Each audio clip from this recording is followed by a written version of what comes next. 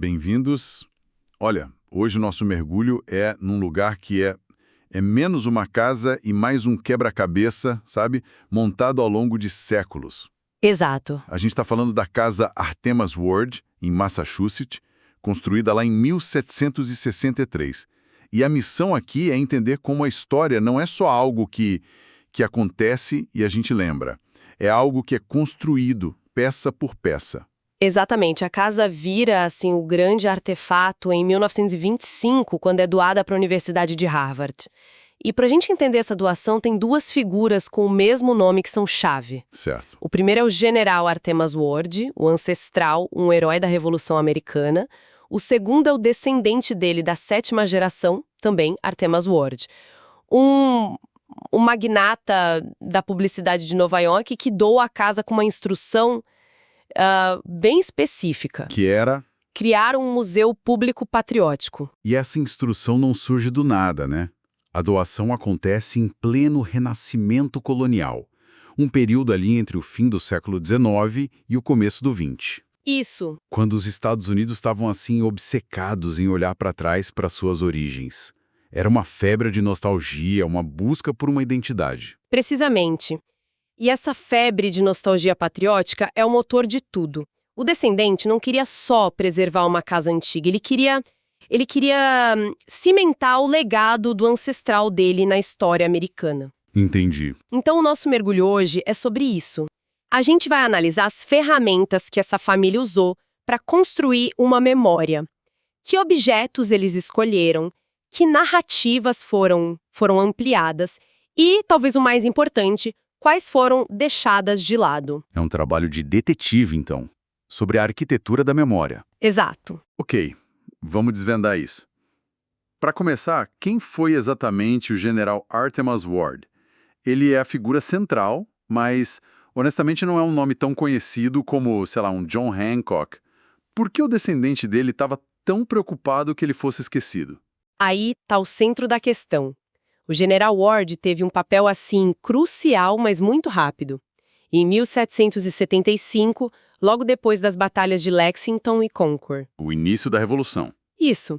Ele foi nomeado comandante de todas as tropas da Nova Inglaterra. Ele organizou o cerco a Boston, uma operação militar gigantesca.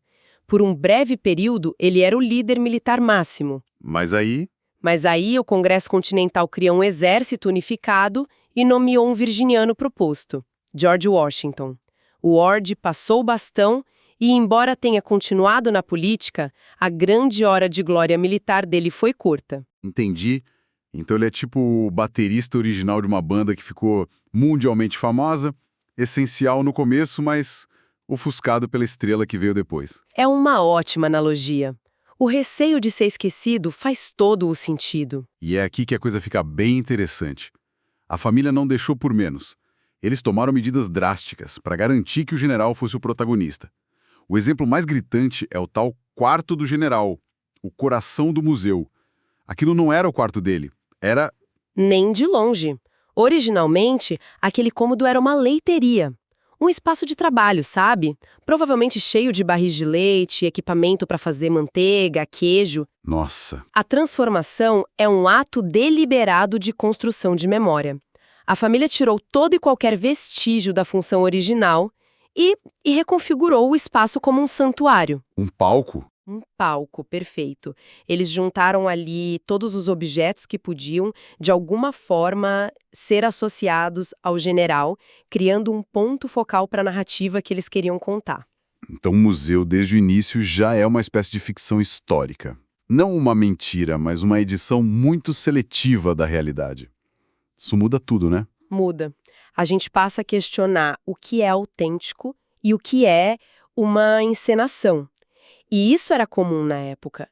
A ideia não era recriar a realidade como ela foi, com a bagunça toda, mas criar uma versão idealizada do passado. E nesse palco tem objetos que são coadjuvantes de peso. Um deles é uma capa vermelha de lã do século XVIII, conhecida como cardeal. Mas a história dela vai muito além de ser só uma roupa. Sim, essa capa é a prova da ambição da família. O descendente, o Artemas Ward moderno, ele não se contentou em criar um museu local. Ele queria que a memória do general estivesse na capital do país. Em Washington. Em Washington, ele financiou uma estátua equestre do general que hoje fica lá. E quando o escultor precisou de um modelo para as vestes, a família enviou essa capa vermelha da casa para servir de inspiração. Isso é genial.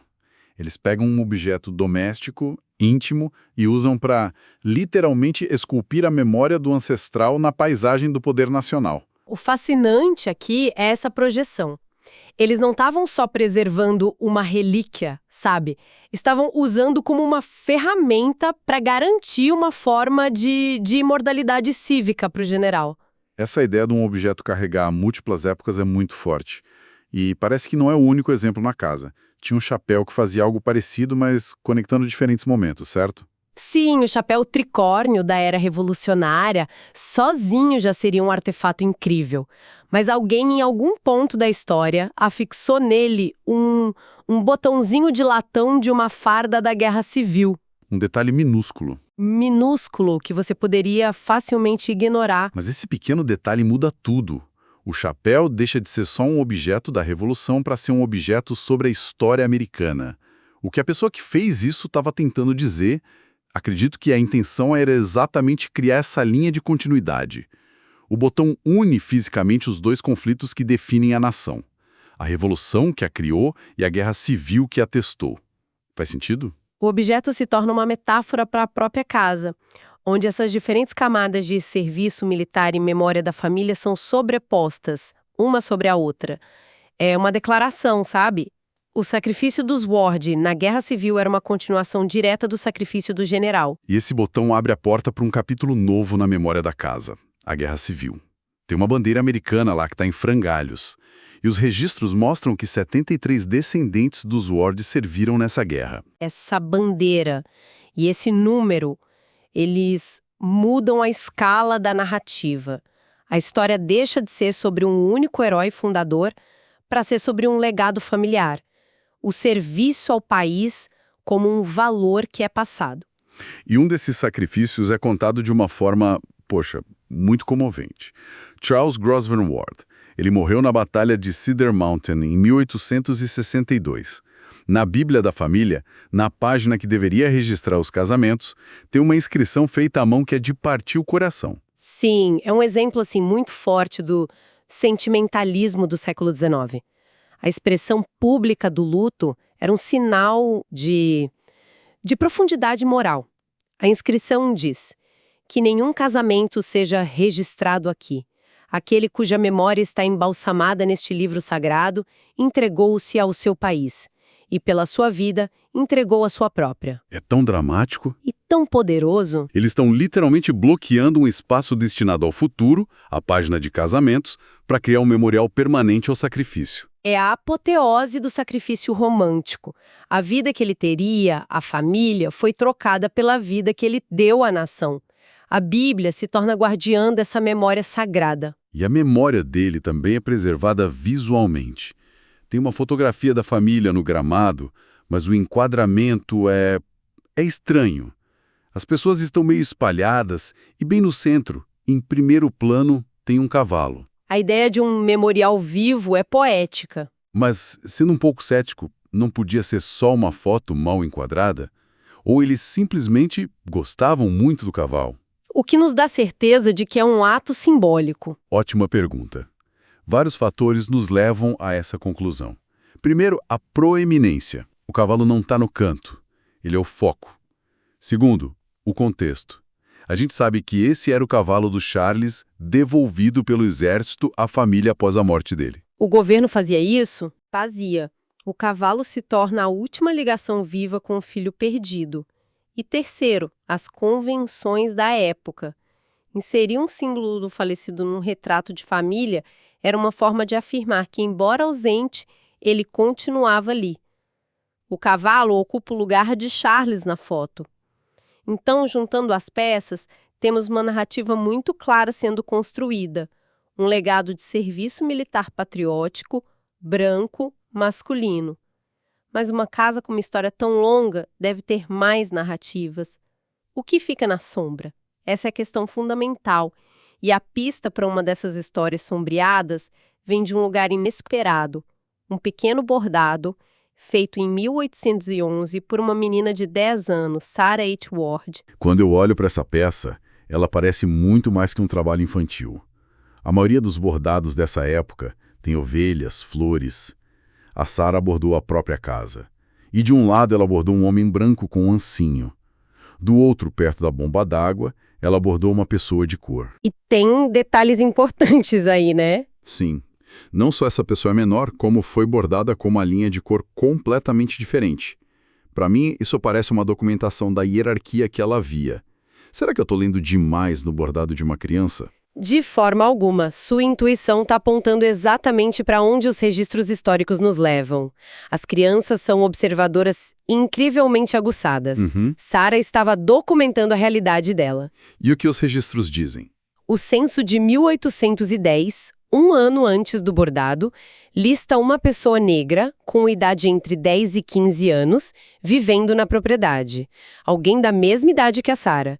E a história local menciona um servo afro-americano, William Jackson, que trabalhava para os Ward. Então, o bordado da Sarah é possivelmente o único retrato que a gente tem de William Jackson ou de outra jovem pessoa negra que vivia ali. É um vislumbre raro de uma história que não foi preservada com estátuas e museus. Exatamente. É um registro visual do trabalho invisível que sustentava o estilo de vida da família.